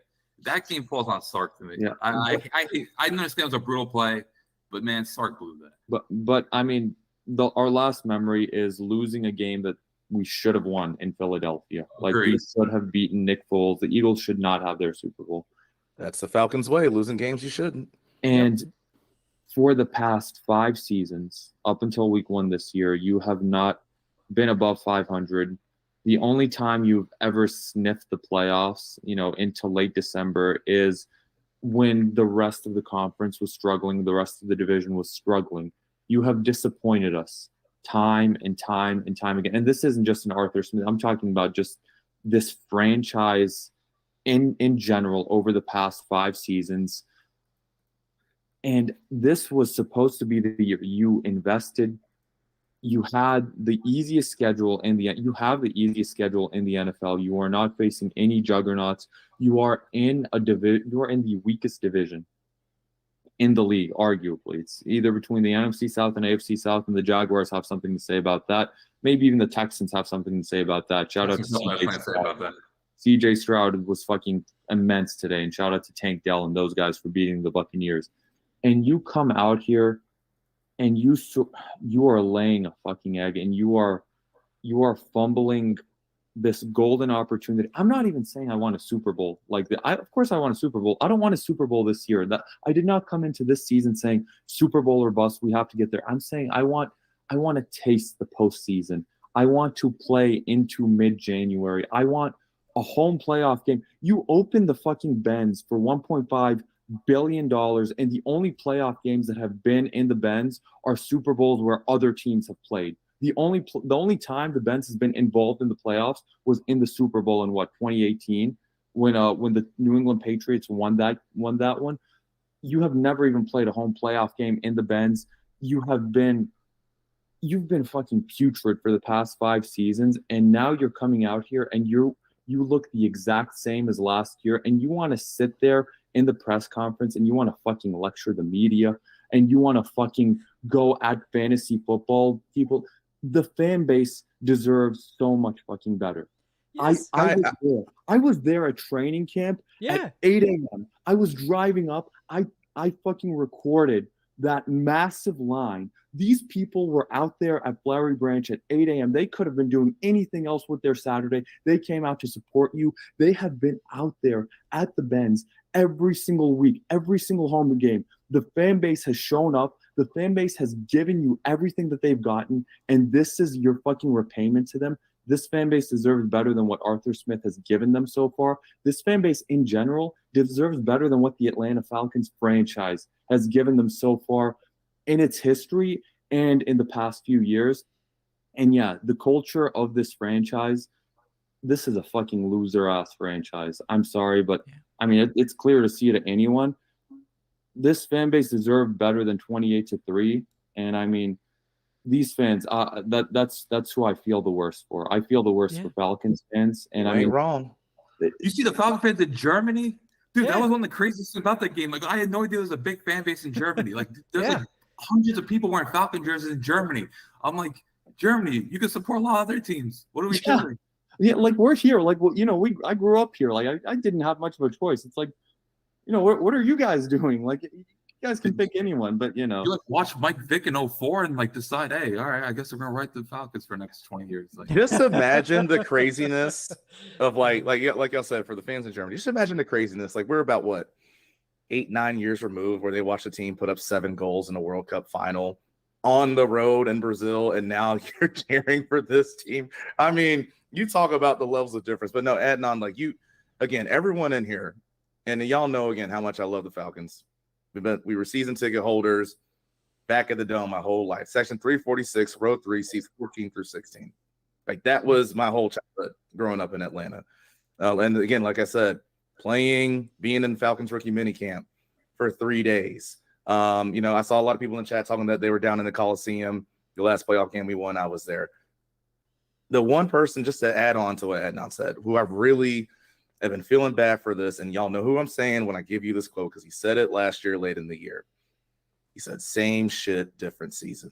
Oh, you finally have a guy who has given everything. I think he had 3 sacks in that Super Bowl, had to play on some terrible defenses, finally gets a defense that's good, tore his ACL last year. And I mean, excuse me, last season, sorry. last game, sorry. And you know, even then, I saw some guys on the D-line today still step up. I thought Taquan Graham had a solid game. Latavius Street was solid. Onyemata still, you know, doing David Onyemata things. And here we are again. He's going to be another year older when he gets back. And we're still in the situation where the quote he said last year can apply once again to this year. Yeah. Grady Jarrett. If people in the comments or whoever didn't pick up who I'm talking about, that's who I really feel sorry for too in all of this. All the veterans, you know, and it's like, and Grady Jarrett, he deserves. He does. Man, I wonder what game after was that quote. Was that after the Chargers game? Yeah, Kevin represent that jersey. Yeah. Because that Chargers game was such a Falcons loss. Like, we know at this point, like, today really felt like one of those games where it's just like Falcons gonna Falcon. Like, man. I would say all 3 of you guys have delivered such passionate, great rants. I feel like I'm doing the audience. Alan's like, oh god, okay, like I gotta come up with something. Write this week for you people. All right, like I don't know, I don't have like a real passion rant, and I feel like these 3 guys have just delivered so well. Like the pressure's on, like Alan now. So he's like, oh shit, now I gotta come up with something. Under the microscope. Yeah. No, the right. I'm sure the people will want the written takes too, Alan. But I know we have like a shit ton of donations, so I'm gonna try to tackle about half of those. Then we'll check in on the prize picks, which at least shout out to Taylor Heineke for at least getting us the prize picks today. It could be worse. And then we will finish out these donations because I think we're already at an hour and a half, and we appreciate you guys' time, and we got a lot more shows to like break down how this team is disappointing us. So we won't try to cover it all tonight, but you know we wanted to at least get the rants in to some extent. We got Corey Carter with Yeah. we got Corey Carter with the $2. He says Jonnu Smith is better at being Kyle Pitts than Kyle Pitts is at being himself. It's like I don't even think it's like a Kyle Pitts problem, to be honest with you. It's like I feel like Arthur Smith thought he was going to use Kyle Pitts in some way, like he's using Jonnu Smith, and then he's like, Kyle Pitts isn't that player. He's actually like more of like a possession outside sort of player. And he's like, oh, well, I guess we're just going to use Jonnu Smith then. Sorry, I can't figure you out, Kyle Pitts. I can't figure out how to call plays to you when you're just one of the most singular, unique players in the NFL that can basically do pretty much anything on the football field. But be a yards after catch monster on screens. Instead, I'm going to Jonnu Smith. So good call there, Corey. That does seem to be an issue. Ladam at 95 says with the $2, year 4 of the 3-year plan will be better. Don't worry. Yeah, I don't want to see that. I don't want to know.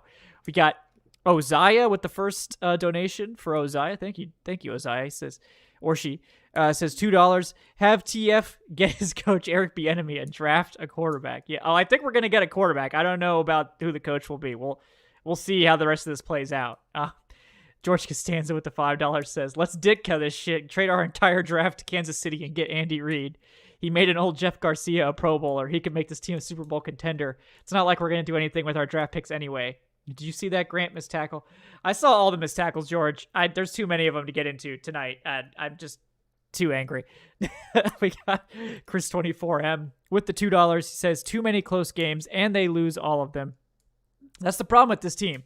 They're like they play every game on the knife's edge. So a single mistake is probably going to lose the game for this team, and that's no way to be a successful franchise. They won plenty of one possession games. We saw Younghoe, but I will say I did catch myself in that fourth quarter on that final drive saying out loud, every single game is so fucking close. Like, why are we like this? Like, why can't we just have like a game like the Browns had today where they just, give their fans a nice stress-free victory? Because we're a bad team. Yeah, that's plain and simple. When you're a bad team, every single game is going to come down to one possession. That's just the truth of how things work in this league. You got severe flaws. You can't put together a complete performance. Yeah. But the thing is, the last they put together a complete performance against Tampa, and they still had it down to the wire. Needed because of all the turnovers. Yeah, the turnovers are the story of the season. And honestly, turnovers and penalties and all that are random. But if they consistently show up every week, it's coaching. It's a poorly disciplined team. It's coaching, and I think we're starting to zero in on, oh wow, maybe the coach we thought was good actually isn't, and so it sucks, And I'm set because I like Arthur Smith. I think, look at training camp, I think he was nice. He was feeling himself. He was doing good. But it's like now we get to the team is struggling, and like where are the adjustments? What are you doing? And instead of like being introspective and being likable or even like just saying like, yeah, we're trying to figure it out. This is a tough situation. We're trying to figure it out. He's like, oh no, you guys don't know what you're talking about. You're not in the building, and like fantasy football is dumb. And like, Kurt Warner, you don't know what the hell is going on. It's like, man, you are so unlikable. Like, you are fast tracking your way to being the most hated person in the NFL. Congratulations. You've done a great job in just a few weeks of becoming one of the most hated figures in the entire NFL, Arthur Smith. Everyone is talking about Arthur Smith being unlikable now. So you've done this yourself. Also, with the personnel, why didn't Scotty Miller get more reps? Like, I totally forgot Demir Bird got elevated from the practice squad, and then you see Demir Bird getting a bunch of snaps. I'm like, what happened to Scotty Miller? Like, he could contribute. He spot this week, and you can't have that. That's not an official report, by the way. Yeah, exactly. All right, we got a few more donations here. I'm going to get to a couple more, then take a quick break for our prize picks. We got Corey Carter with a couple here. We got Corey Carter with the $2. Says, it's crazy that the Eagles are consistently good. I wonder what the difference is. Maybe there is something to drafting players from winning teams with winning pedigree. What's the closest major winning college to Atlanta? Philly knows. I mean, I honestly don't think that has anything to do with it. Like, to be completely honest with you, I don't. Again, like, it really doesn't matter where players are coming from. To my opinion, don't scout the helmet. That is, look, yes, like players from Georgia are probably going to be good NFL players because they're good prospects. Like, there's a reason a bunch of players get drafted from Georgia, but like, honestly, I really don't think it has anything to do with 9-7. Yeah. You're talking about a 2-time defending national champion. The next draft needs to be Stetson 6 Bennett could dogs, save this team. 6 dogs to make up for all of these. Hey, no wonder we're not winning. We're not bringing in winning players. Stetson Bennett has 2 titles. He knows what it takes to win. Yeah. I wish there was one Georgia player we would have drafted, though. Ask Mike Mayock what happened when you draft players purely off winning pedigree. Cleveland Farrell. Yeah, ask Mike Mayock what happened. Yep. Corey Carter says, we're on to Arizona. Yeah, I guess. Yeah, I guess we are. Yeah. Can you imagine just like how furious everyone would be if Arthur Smith just pulled a Bill Belichick and he's just like, we're on Arizona. We're on to Arizona. Yeah, that would be great. I would not put it past him. By the way, Kyler Murray next week, he's coming back, fellas. And James Conner, he's also probably coming back next week. Arizona is a much better team than their one win would indicate. Yeah. All right, we got. And by the way, shocker, y'all, if Kyler Murray plays, I wonder where he's going to scramble. I'm just saying it now. You might want to contain somebody, run into the defensive left, the offensive right side of the line, just maybe. I'm just saying that there may be a problem there that we haven't been able to fix yet that you may want to look into, Ryan Nielsen. Just a heads up there. We got George Costanza says, next year in the draft, I would love to see Atlanta move up for the Drake. We love the Drake. He's talking about Drake May. If Atlanta's not going to make the playoffs, we have a legitimate chance to trade up. I was joking about Brock Bowers. I'm sure Arthur Smith would ruin him. Might get him fired faster, though. Yeah, I mean, like, look, if they're in a spot now. Like, they only have 4 wins, so if the wheels fall off this thing, maybe they don't have to trade up that far to get a quarterback. But, I mean, I think we all know they're going to win, like, 7 games. But, and Corey Carter says, does anyone know if the son of the owner of UPS is any good at coaching football? That's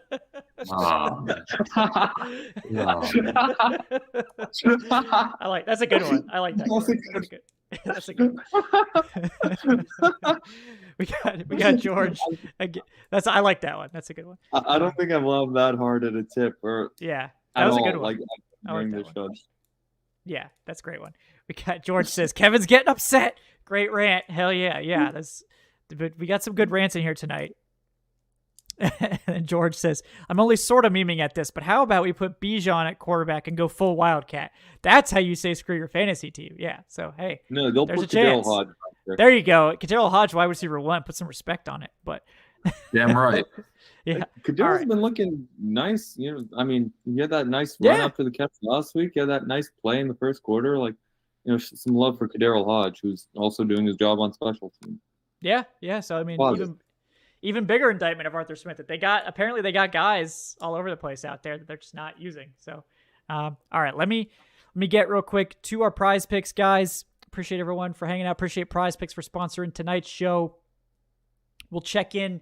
I had 2 from this game, and then I have 1 from the night game. So the 2 Falcons ones, as usual, nailed the Falcons picks here with Taylor Heineke going more than 216.5 passing yards. That one was cashed. I believe we hit that one on the 60-yard screen, so that was nice. And then the easiest one of all, Younghoe Koo more than 1.5 field goals made. That one's just automatic pretty much every week, it seems like, especially with this offense being absolutely terrible in the red zone. So Younghoe Koo cooked me in fantasy this week. He crushed it. Yeah. And then we're waiting on tonight to figure out about Buffalo tight end Dalton Kincaid going more than 37.5 receiving yards for Dalton Kincaid. He's been on a heater the last couple of weeks. I have a lot of confidence in Dalton Kincaid, but we'll see. Travis Kelce has screwed me 2 weeks in a row, so hopefully Dalton Kincaid will help me out here. But just a quick reminder, guys, Prize Picks is a skill-based daily fantasy game where you pick 2 to 6 players, decide if they will go more or less than their Prize Picks projection. The more players you pick, the more you can win, all the way up to 25 times your money on any entry. At Prize Picks, you aren't competing against other people. It's just you versus the projections. Prize Picks also has some great promotions, including Taco Tuesday and Flex Friday. So keep your eyes open for some reduced numbers and things like that, as well as some promotional plays and things like that.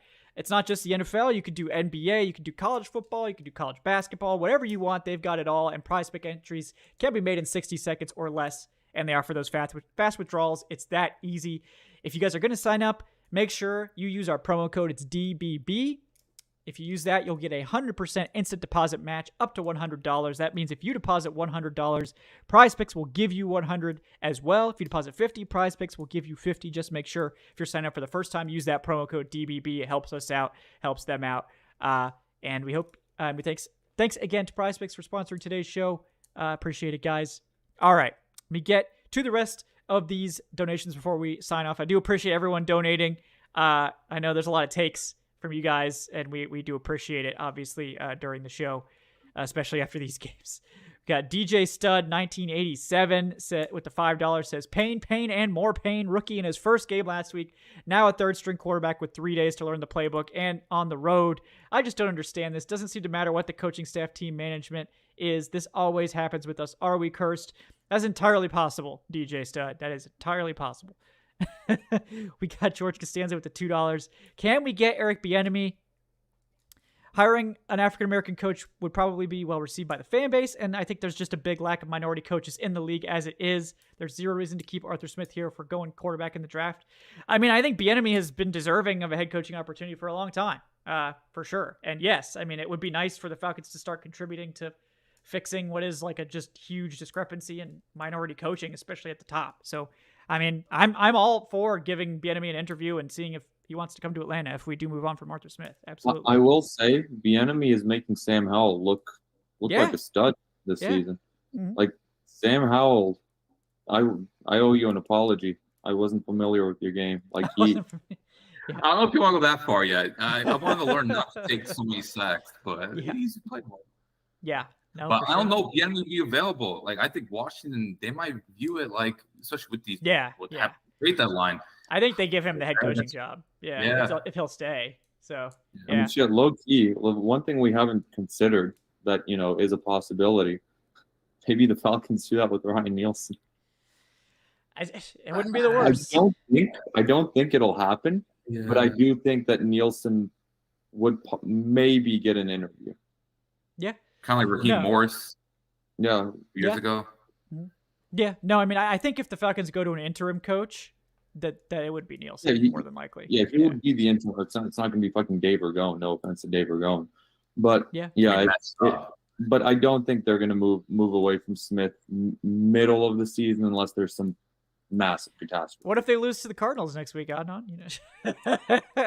Going into the bye? I mean, probably not. Look, it's Sunday and we just lost.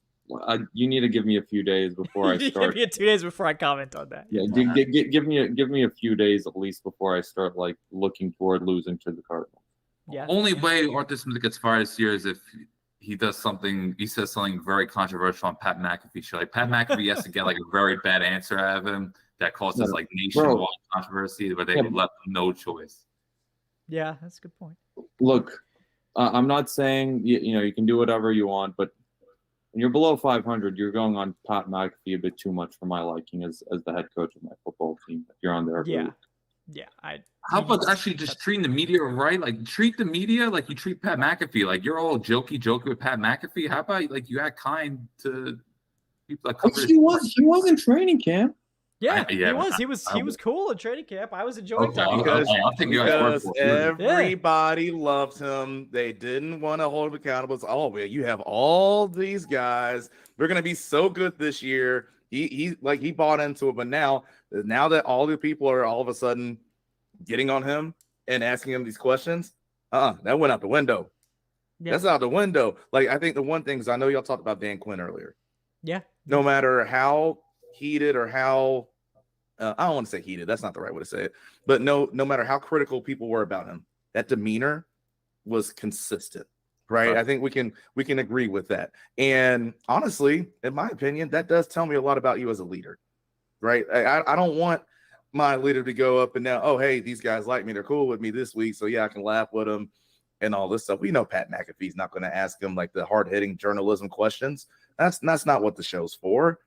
So, but when Atlanta media does or other people do, that's why it's going to be the way it is, because the team isn't good right now. It's not as good as it should be. He knows that. He knows we know that. And so this is what you get. Yeah, exactly. So that's what you get. We got 4 more to get to before we sign off, guys. We got Adrian Russ with the $2. says it's hard to completely rag on the defense because of the safety and all the stops, but I think the offense did everything they needed to do to come back and get the lead. We should have been able to close out on defense. I do agree with you there. Like the defense needed to win the game at the end. They there's not really any excuse. Like get the quarterback on the ground. That's ridiculous. Like I mean, Free finishes that sack. It's I game feel over. like yeah. Like we would have still had our complaints, but I feel like the tone of the show would have been at least a little bit different. Been a little bit different. Yeah, but because I mean, you're still coming off a win.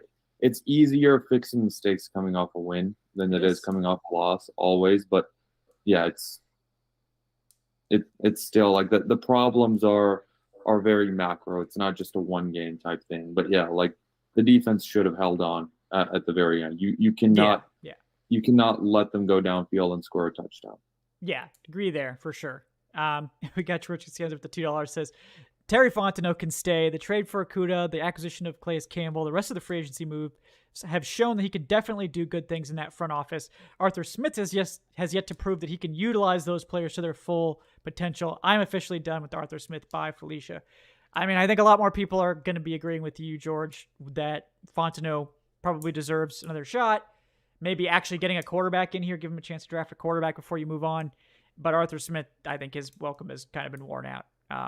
And George says also, Kevin, can you design a shirt for the Falcoholic that says just be normal? That'd be a bestseller. Yeah, I'm working on merch. I'd like to get some merch going here. It'll probably be like Dirty Birds and Brews merch instead of the Falcoholic, because technically I can't sell the Falcoholic logo, but some kind of merch will be coming. I think that would be fun. I think you guys would like it. I'd like to do it for like giveaways and stuff. Cool. I think it'd be fun. And then last one. I'll ask Dave Choke that. Just go to Dave Choke for all desires for that. There you go. Yeah.